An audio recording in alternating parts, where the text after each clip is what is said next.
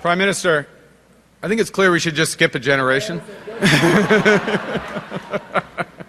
Alors, bonsoir tout le monde. Wow. This room is strong. This room is Canada strong. Thank you, Cleo. Thank you, Cleo. And to my wife, Diana, our children, Cleo, Tess, Amelia, and Sasha. Without your support, I wouldn't be standing here.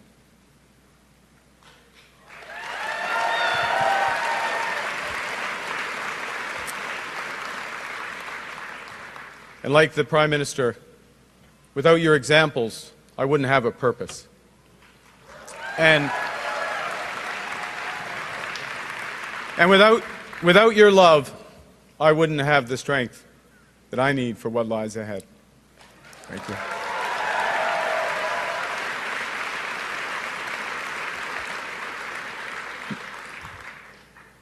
Monsieur Chrétien, and may I say that you inspired my family to become Liberals, including my father to run as a Liberal candidate in Alberta in the 1980s. Some elections are tougher than others. And you inspired me. You inspired me over the years. And now to have an opportunity to continue your tradition of fiscal responsibility, social justice, and international leadership.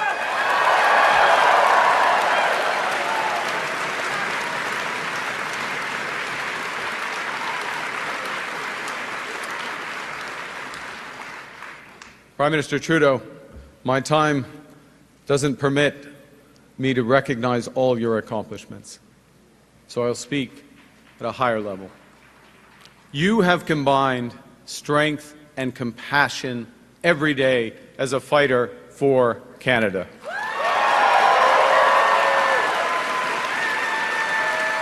You have led us through some of the hardest challenges that this nation has ever faced. I pledge to you and to all Canadians that I will follow their example. I will work day and night with one purpose, which is to build a stronger Canada for everyone.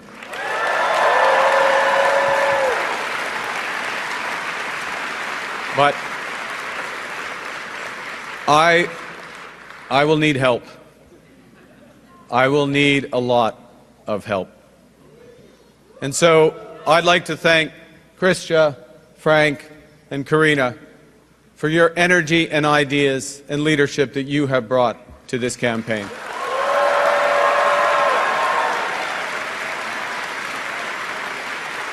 And I would like also to thank those ministers who remained in their posts to serve Canada directly during this time of great peril.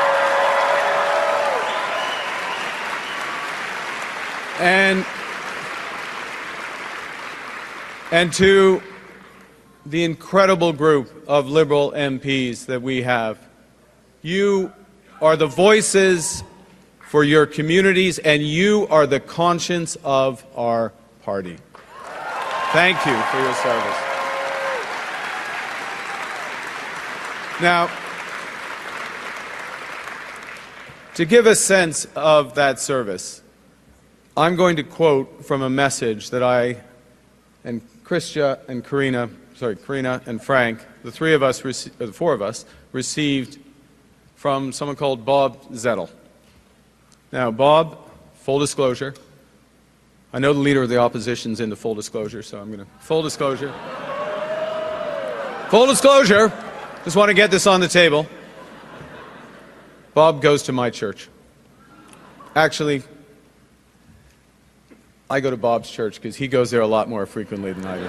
Anyways, point is, Bob wrote to the four candidates, and he said, I quote, "Right now, everyone sees the main threat as the Trump tariffs. But the far greater challenge will be, as it always has been, to foster unity and a sense of the common good. There are those who will seek power by dividing us. We'll get to that later on. And we being the people of Canada, we need you, my fellow candidates, myself, to continue in positions of leadership to promote a united Canada, a commitment to common good and the respect and the rule of law throughout the world.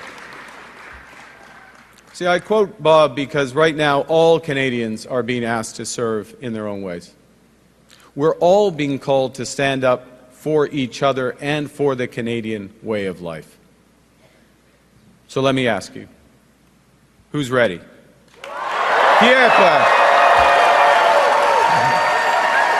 Who's ready to stand up for Canada with me? 100%. Yes. Yes. Yes, Canada. Yes, Canada. The Liberal Party is united and strong and ready to fight to build an even better country.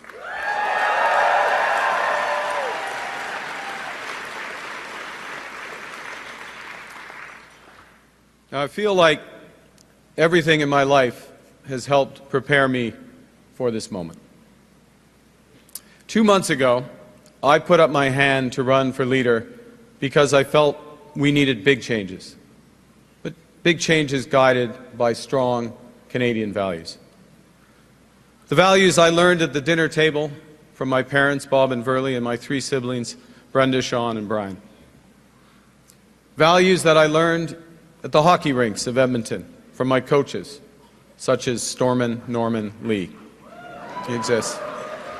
We didn't call him that to his face, by the way, but that was his. My parents were teachers, and they stressed the importance of hard work, of community, and of tolerance. My coaches were dedicated volunteers who taught me the importance of teamwork, ambition, and because it's Canada, humility. Des bonnes valeurs. Des bonnes valeurs. Des valeurs. Des valeurs. Canadians know that new threats demand new ideas and a new plan. They know that new challenges demand new leadership. Canadians want positive leadership that will end division and help us build together.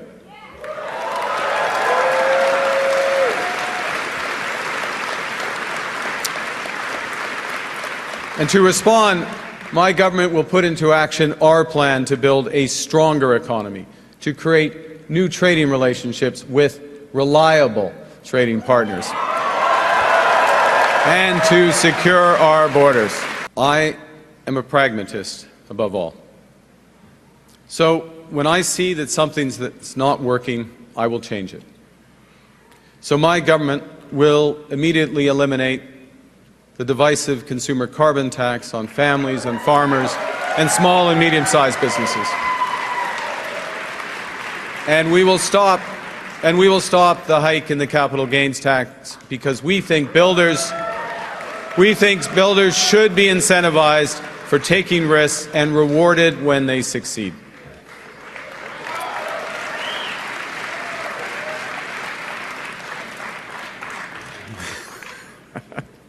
Canada needs more of this type of change. Change that puts more money in people's pockets. Change that makes our companies more competitive. Change that builds the strongest economy in the G7. Now,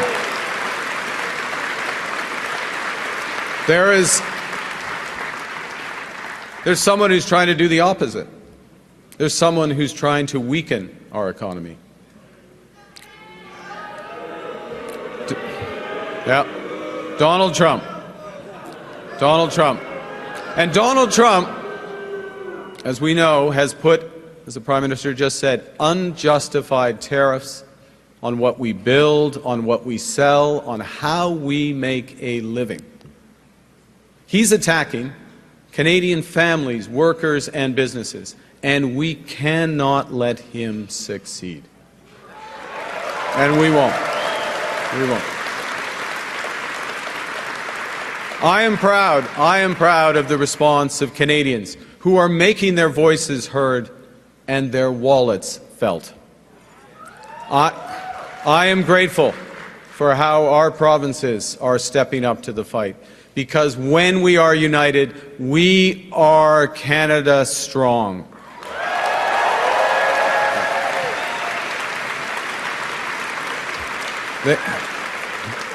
The Canadian government has rightly retaliated and is rightly retaliating with our own tariffs that will have maximum impact in the United States and minimum impact here in Canada.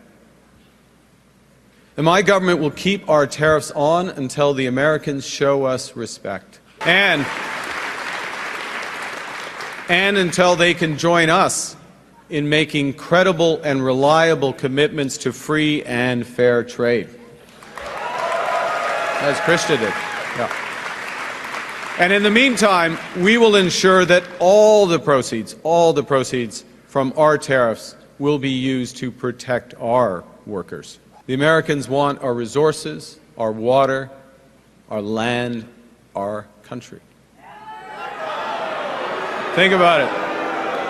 If they succeeded, they would destroy our way of life. In America, healthcare is a big business. In Canada, it is a right. America is not Canada. And Canada never, ever will be part of America in any way, shape, or form.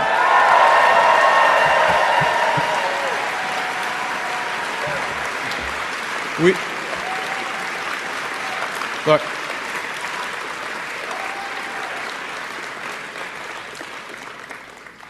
we didn't ask for this fight. We didn't ask for this fight. But Canadians are always ready when someone else drops the gloves. So the Americans, they should make no mistake, in trade as in hockey, Canada will win. Those Americans. Now, Donald Trump is trying to weaken our economy. But there's someone else who, if he succeeds, will weaken our economy. It's Pierre Poilievre.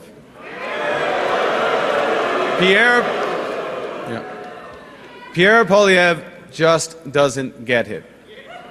He is the type of lifelong politician, and I've seen this type around the world, a lifelong politician who worships at the altar of the free market despite never having made a payroll himself.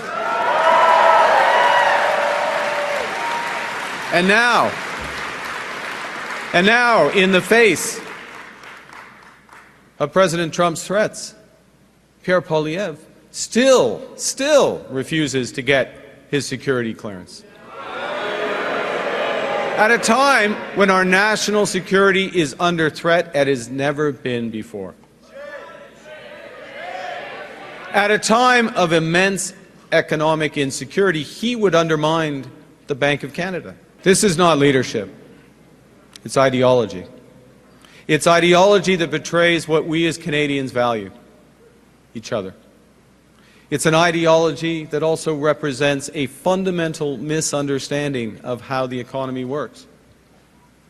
Now, unlike Pierre Poilievre, I've actually worked in the private sector. I know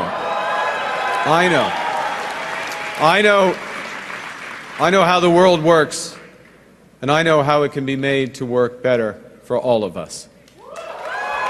And that knowledge is especially useful now in the service of Canadians when we must build a new economy and create new trading relationships.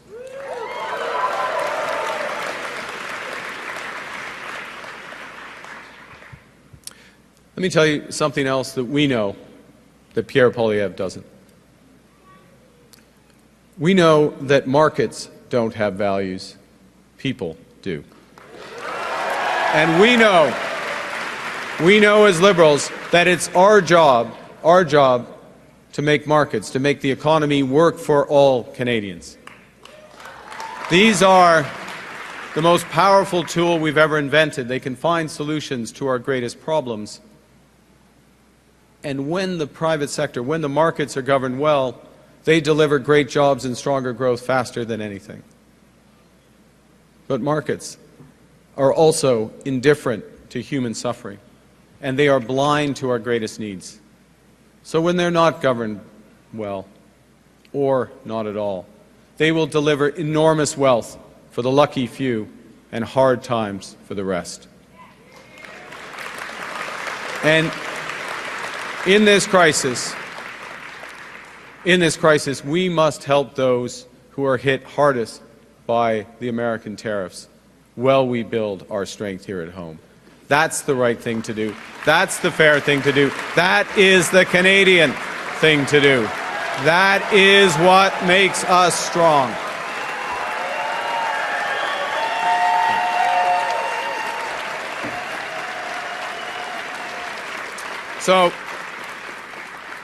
So Donald Trump thinks he can weaken us with his plan to divide and conquer. Pierre Poilievre's plan will leave us divided and ready to be conquered. Because a person who worships at the altar of Donald Trump will kneel before him, not stand up to him.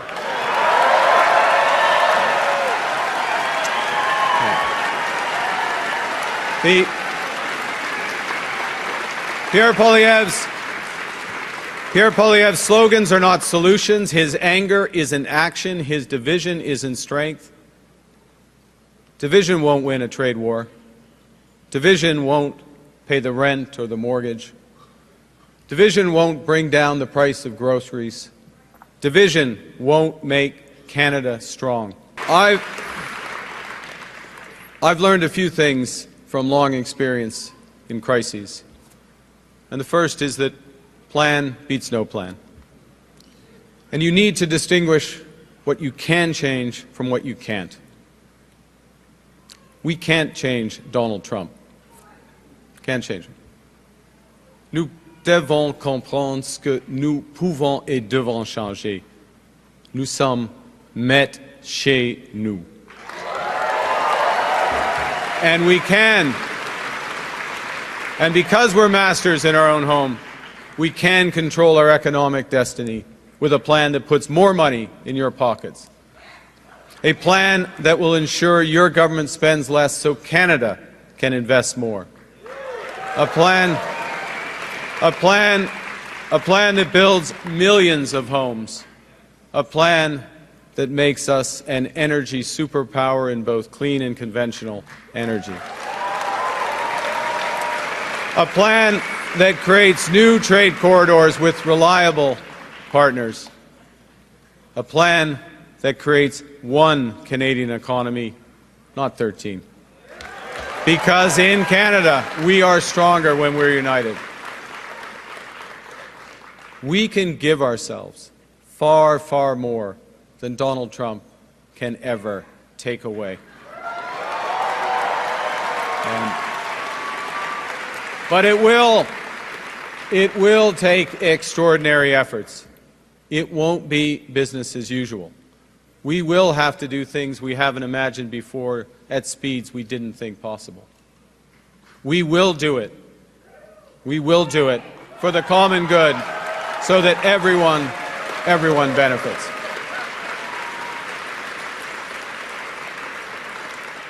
You know, I do care about the economy. But it's not because I'm an economist. It's because I care about people. That's why I'm a liberal. That's why we are liberals. But when we're fighting for a strong economy, we're fighting for good Canadian health care for everyone. We are fighting for strong support for our seniors who built this country. We are fighting for child care for young families that they put in place. We are fighting for dental care and pharma care for everyone who needs it. We are fighting for rights We are fighting for a strong economy so we can create a more sustainable world for our children and grandchildren, and we will deliver. I know that these are dark days. Dark days brought on by a country we can no longer trust. We are getting over the shock, but let us never forget the lessons. We have to look after ourselves, and we have to look out for each other. We need to pull together in the tough days ahead. And so, to those families watching this evening in Fort Smith, in Edmonton, and across every community in Canada, I promise you this. Together, we can and we will get through this crisis. We can and we will come out stronger than ever. And we will, because Canada is built on the strength of its people. From our mines to our ports, from our logging roads to our city streets, we're strongest when we're united, when we're one economy, not 13, when we can cheer for different teams and still be on one team when it counts. When we come together, we build things that last because we are Canada strong. Vive la Canada! Merci tout le monde.